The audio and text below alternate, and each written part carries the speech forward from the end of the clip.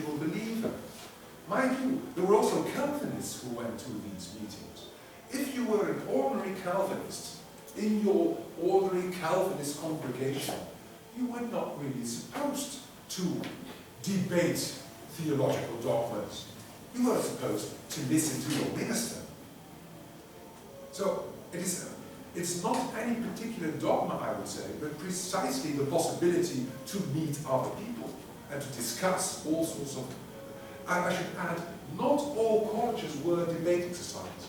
Some of them were more of a spiritualistic nature. And some collegians, I mean, Franz Kuiper was one of example. I love Franz Kuiper. Franz Kuiper always tells us that people didn't cry enough. So he wanted to see more tears as signs of devotion. You see, this also happened. People got inspired and started to cry, felt the Holy Ghost touching them. There was room for all these different practices. That was what made it exciting. But, for example, on the side of millennialists, yes. They believe in the world, the end of the world is coming, yes. And were this enthusiasm not felt by rationalists as Spinoza as a kind of superstition? And but maybe these millennialists were accepted even by these rationalists insofar as they did not impose their belief on the other members. So in that sense, do you think even this spiritualistic member of the Collegian movement were rather, in that sense, tolerant yes. or individualistic, in the sense they did not force others? Yes. And there was a difference from religious enthusiasts in the Reformed. Yes, I mean, yes, that's true. Now, I should also add, I've studied the millenarians quite closely. I've read many of their works on the book of Daniel, on Revelation, prophesying the end of the world. 1666 was, of course, an interesting date. 1666, the year of the beast. 666 was traditionally regarded as the sign of the devil himself. So the year 1666 was by many regarded as a possible candidate for the end of the world. There are nearly all millenarians individualists. Why? Because there were huge differences of opinion as to fundamental questions as to who exactly is the Antichrist. Is he the Pope in Rome? Is he the King of France? Is he the King of Spain? Is he perhaps the Habsburg monarchy? I mean, these were the questions these people debated. And then the dates involved. All these millenarians had different suggestions. So again, millenarianism was a very broad movement, which shared, of course, the common conviction that soon the end would be, but when and how and where, nobody knew. You see, millenarianism was nothing like a church. It is a tendency. Yes. Thank you very much.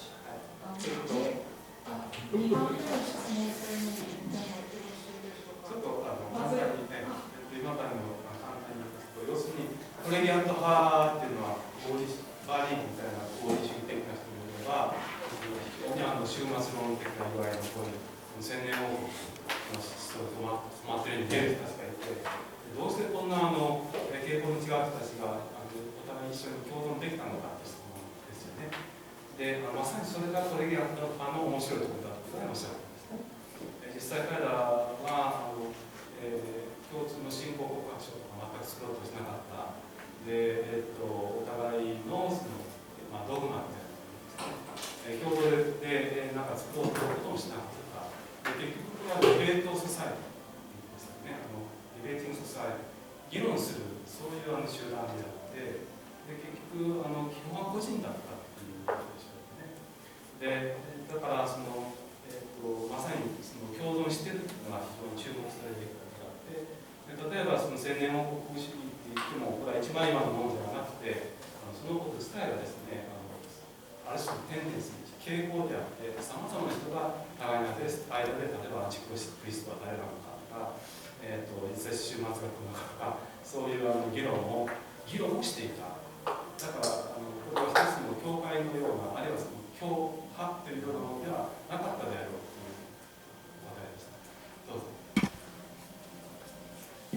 My second question is about kind of crack or gap that you mentioned as existing or having existed between mainstream state party and the radical wing. I mean, as a democratic tendency, supporters like Van den Enden was critical. You have told us in your lecture that these supporters of democratic ideals were also critical about the oligarchical aspect of the contemporary Dutch politics. But seeing the political situation in the later period of the first stadtholderless period, it is not really wise to emphasize, isn't it, the aspect. Absolutely. Yeah, and in a sense, for example, as insofar as the TTP of Spinoza concerns, I have the impression that Spinoza's democratic, so to say, democratic idea is very difficult,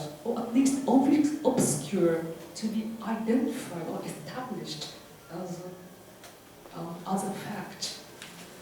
In a sense, isn't it? Yeah. If not, Prof. Beck was rather definitely against the view to identify Spinoza as a supporter of democracy, rather, and he based on the TTP.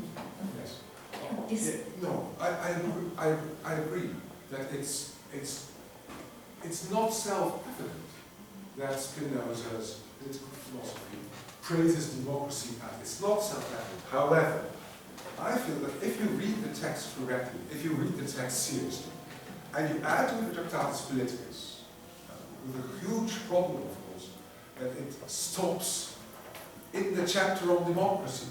We know the Tractatus Politicus is unfinished, and precisely after the first 3-4 pages on democracy, the text stops. So, I think if you combine everything Spinoza says about democracy, I cannot agree with David Bake. And I think that, yes, according to Spinoza, democracy is the most natural regime. But I also agree that, I do agree with you that Spinoza actually writes so little about democracy. Let's face it, we don't have that much on democracy. It is a couple of quotes. It's not a long and detailed theory. It's not as if Spinoza has written a Leviathan on democracy. He did not. So I am rather skeptical about much of the French and Italian work on the revolutionary potential of the ethics, because I think there is not sufficient textual, basis. But I think there is enough to put in on, let's say, the relatively progressive side of the state's part. I think there is enough, yes. The last part I couldn't really understand. Oh, I think there is enough to? It is enough to turn it into a, in principle, in favor of democracy. And at the same time, critical And at the same time, against Johann de Witt regime. Yes, absolutely, because Johann de Witt was, of course, no Democrat. Johann de Witt was an aristocrat, of course. And this, of course, in a sense, this goes back to the question about Spinoza's conservatism. There is, again, a conservative element, an obviously conservative element in the entire Tractatus Politicus, in that, in large part, it supports the political regime such as it stands. It is in favor of the situation in the Netherlands such as it existed, more or less. It is not revolutionary critical of Dutch politics. No. It sees certain tendencies, tries to warn for certain tendencies, but Spinoza remains, I would say, a member of the De Witt's party.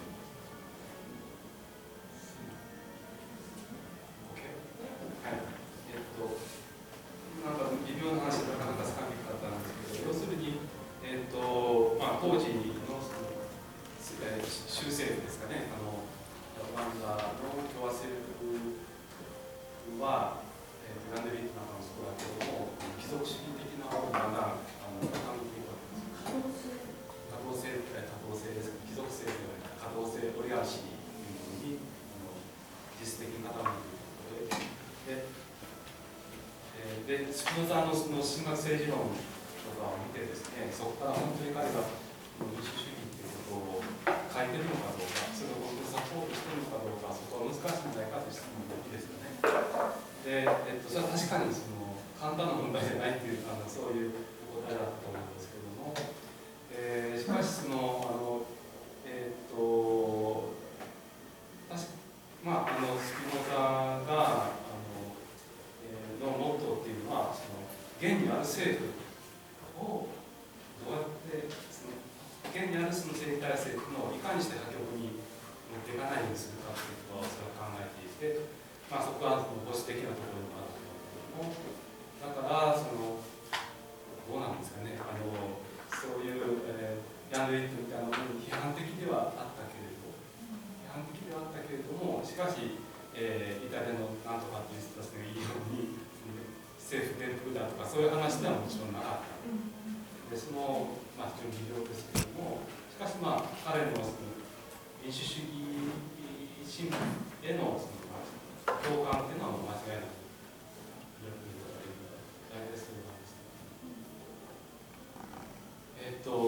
We have 10 minutes left. Take it. 3つ目の質問あるんですけど。ちょっと待ってください。他の方でまだ質問されてない方で、どうしてもという方がいらっしゃったらどうぞいただいてください。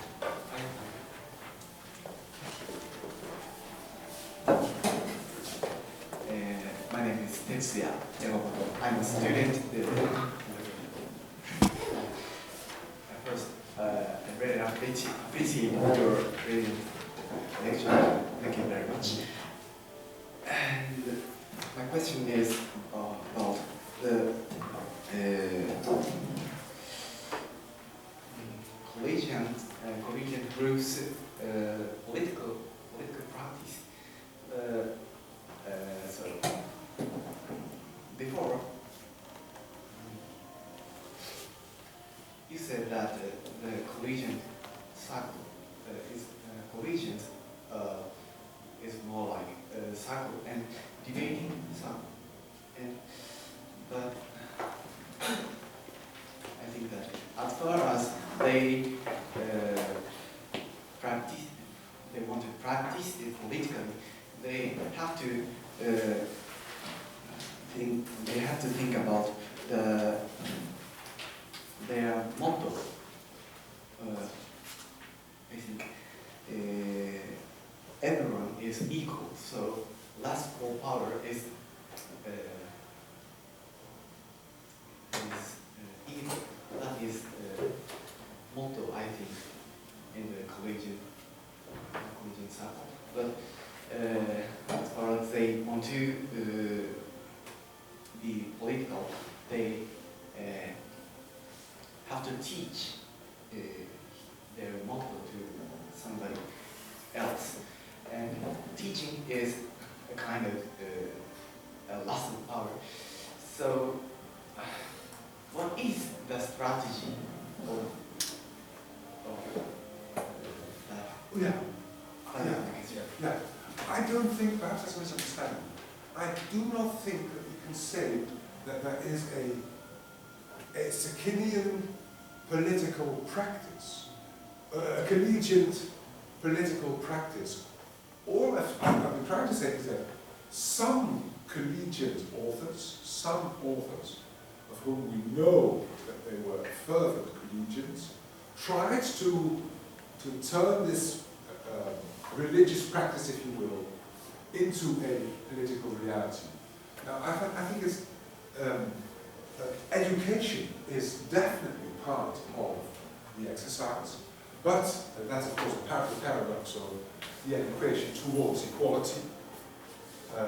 The master telling the slave that in a sense, he is his master, of course, because he couldn't be a master without a slave. I mean, there's this paradox always returns, of course. You have to raise people up to equality, and education is a crucial part of the exercise, as is evident in Walker and in Von Hamlet. But there's also this fact that you could well argue that the fact that Blockholt and von den Ende were interested in creating literally utopian societies, new societies, actually showed them how extremely difficult it would be to turn this idea of them into practice, let's say, in the real world.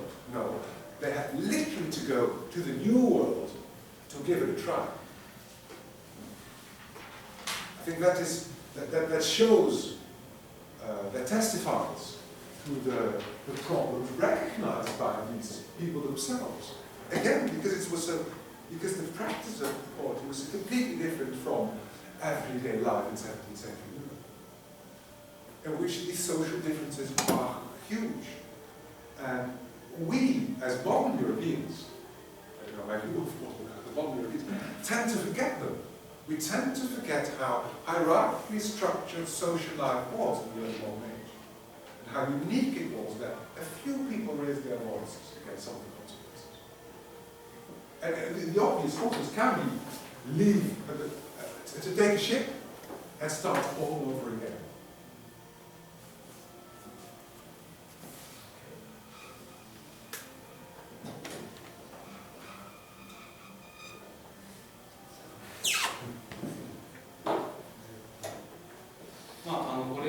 コレギアント派が平等主義はいいんだけれども、どういう形で実際政治的実践ということをやっていけたのかという質問があります。平等主義を主張するならば、それを説得して教えていかなきゃいけなくてっていう、それどういう感じの問題かな。で、答えはもちろんその平等主義を人に教えるということです。だからパラドックスなスタンスが当たり前なんだけど、そもそもコレギアントはそういう、政治的な実践をやってみんながそれをやって一緒にやっていくっていうそういうものではなかった、集団ではなかった。その中の6人の人たちが、例えば教皇とかいう人たちが、実践に移そうとする。で、そう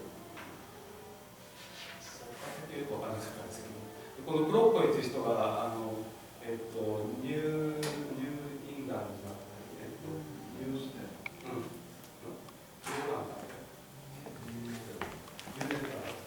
これアメリカ合衆ってアメリカのことですね。First it was called New Netherlands, then it was called English to go. ニューヨークがニューアムステルダムだったんですよね。It was stolen from us. で、そうなんですよね。で、だからそこで実際その優勝して本気でその一つのユートピアンでコミュニティを作ろうとしたっていうのはこれは大変なことで、当時どれだけそのヨーロッパの現実っていうのはそう平等からかけ離れたものが現実として、だから普通考えたらそんなのは全然ありえない話なんだけど、それを本気で考えたりそういうことです。Do you think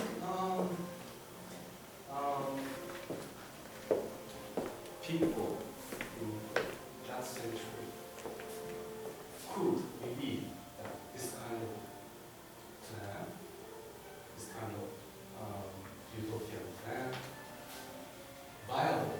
Yes, yes, absolutely. I think that the most spectacular example is, of course, Puritan England. It's England of the Civil Wars. I mean, what we see here in the Dutch Republic is only a very small and rare example of something which, by the middle of the 17th century, is huge in England and literally turns the world upside down. To quote this famous title of his book written by Christopher Hill, Christopher Hill, great Marxist Oxford historian, who rediscovered all this Puritan, the fifth monarchy man, the Levellers, all these radical Puritan movements, willing and able to abolish monarchy. And as I said, they killed their king. I mean, it is a genuine, I would almost say, working class revolution.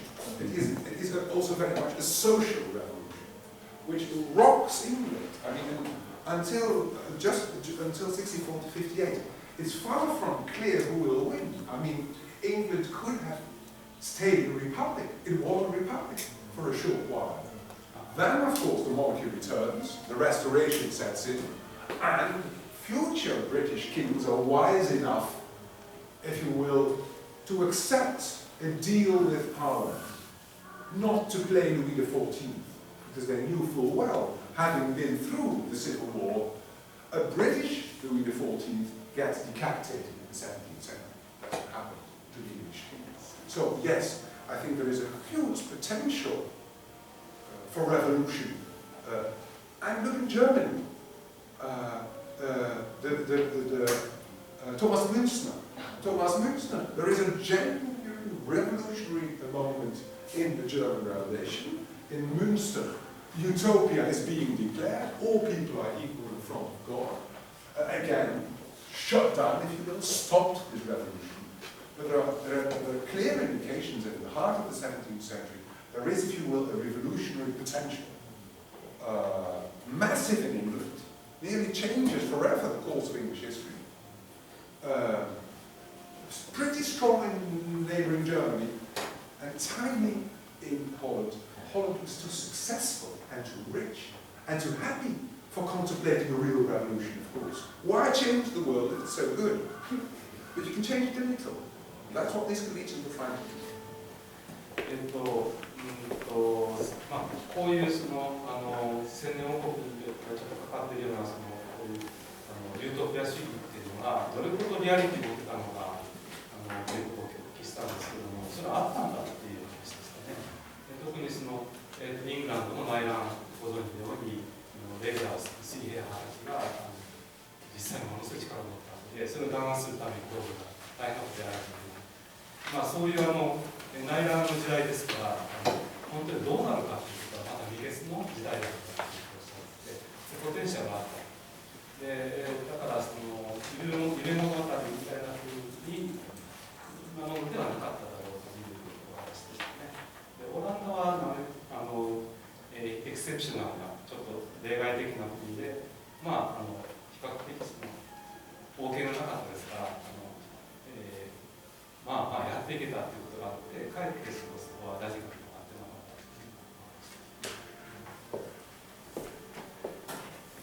So we have time to now it's time to close this meeting. どうも5時半までということでしたので、一応随分長丁場でしたけれど、まだまだ話尽きない感じがしますね。我々私も思ってるんですけど、私みたいなのがやはりスピノザやっていながらですね、彼が言った時代どんなふうに何を言ったのかというのは、もう一つわからないリアルなことでわからないそれをいろいろ知らない話にいろいろ教えていただいて、でここでじゃあスピノザは何だったのかを改めてそれでは長時間どうもありがとうございます。それでは皆さんですね。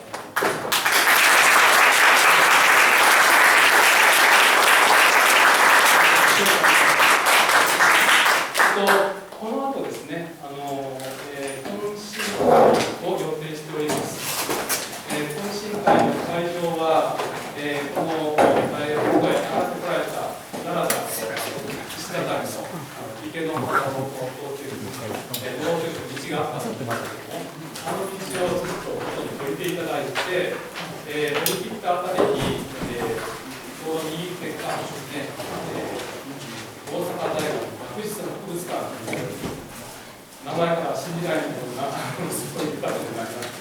そこのカフェレストランで、いただいたなと思っています。で、この人数で全部言っても大丈夫だと思うので、ぜひ